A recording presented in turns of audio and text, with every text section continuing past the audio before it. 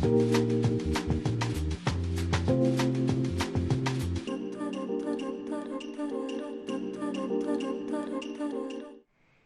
e ben ritrovati a 7 Sera. Ora cambiamo decisamente argomento, andiamo a scoprire un mondo molto interessante.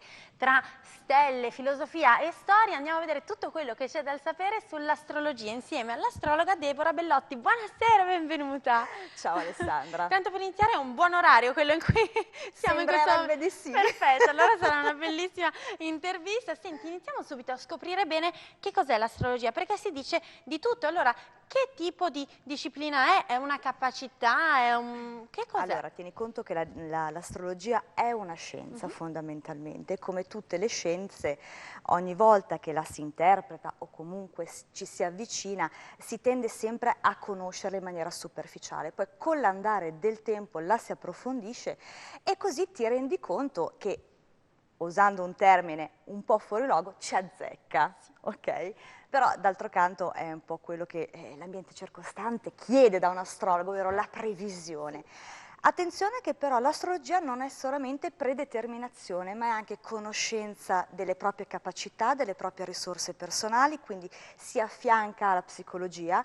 Quindi posso citare Jung che nei suoi studi aveva proprio aperto, diciamo, il vaso dell'astrologia, il famoso vaso contenente tutte queste discipline, perché nell'astrologia non ce n'è solamente una, e è riuscito ad associare ad ogni pianeta una tipologia psicologica. Poi ovviamente io lo sto condensando, ma c'è tutto un progresso, un percorso comunque dietro. Certo, allora facciamo un piccolo percorso anche noi oggi, perché per capire veramente bene di cosa parliamo quando si parla di astrologia, perché la prima differenza secondo me importante da fare è quella tra astrologia e cartomanzia o tutti gli altri sistemi vicino all'esoterismo per predire il futuro. Ecco, forse qui una distinzione è necessaria, perché tutti coloro che sono affascinati da questo bel mondo, ognuno di noi prima o poi vuole scoprire che cosa succederà un po' più là, ecco, per cui anche i più scettici, anche i più razionali, prima o poi la domanda se la fanno, però ecco, facciamo una netta distinzione.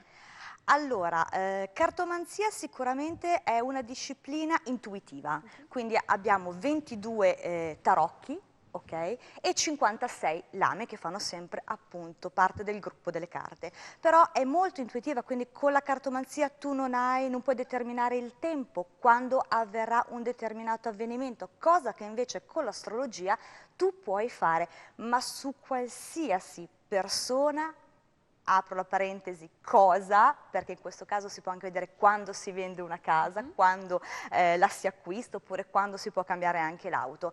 Però abbiamo il tempo, quindi si può determinare il mese, ma anche il giorno con precisione dell'avvenimento. Fantastico, per cui qui necessita veramente un sacco di studio, abbiamo bisogno di studio, conoscenza, insomma è una formazione non esattamente facilissima, ci vuole tanta passione, e poi mi racconterai bene come si diventa astrologi, però prima, visto che tu hai nominato, hai detto che è una scienza, ma che bisogna sapere, bisogna capire anche di psicologia e filosofia e comunque anche altre discipline, allora c'è una figura particolare che tu mi hai accennato, che è quella dell'astroterapeuta, per cui scopriamola per bene, perché è veramente curiosa.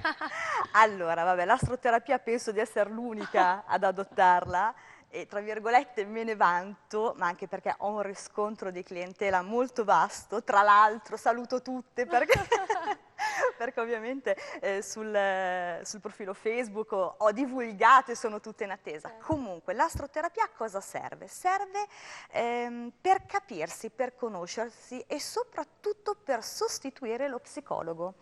Qui sicuramente mi tirerò dietro una marea di nemici, infatti, però io non metto un camice bianco, io entro in contatto immediato con la persona si apre e attraverso il tema natale si riesce a carpire immediatamente il problema che la persona ha, che trattiene o che comunque nemmeno lei ha conoscenza, perché bisogna farlo riemergere dalle profondità del proprio inconscio. Certo, benissimo, per cui è il primo modo per entrare veramente molto in contatto con chi si ha davanti, anche perché poi chi viene da te ha voglia anche in quel momento di scoprire scoprirsi, scoprire cosa c'è. Sai, chi viene da me solitamente ha l'abitudine di buttarti non addosso i problemi, ma di cercare dall'altra parte un conforto, un aiuto, un qualcuno che possa in qualche modo dare appunto una risposta, e tu devi essere in grado di potergliela dare o comunque di capire il suo problema. Benissimo. Ecco, qui altra piccola distinzione, proprio per non farti domani scrivere su Facebook, visto che sei stato all'ordine intero degli psicologi,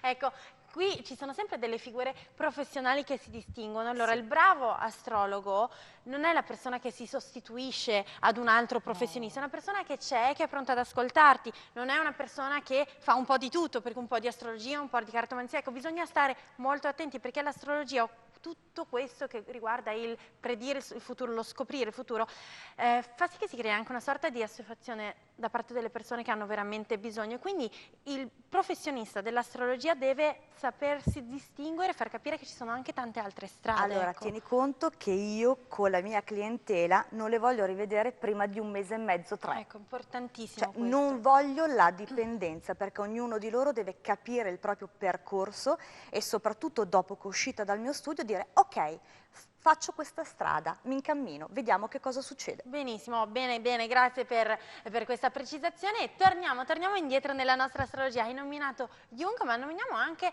quando iniziamo a incontrare l'astrologia nella storia, soprattutto per capire se, visto che nel nostro mondo ci sono così tante culture che si incontrano, si incrociano a volte e si scontrano delle altre, allora l'astrologia può essere un momento di incontro o di scontro. Per esempio, facciamo il più grande confronto tra Oriente e Occidente. Siamo vicini o siamo lontani?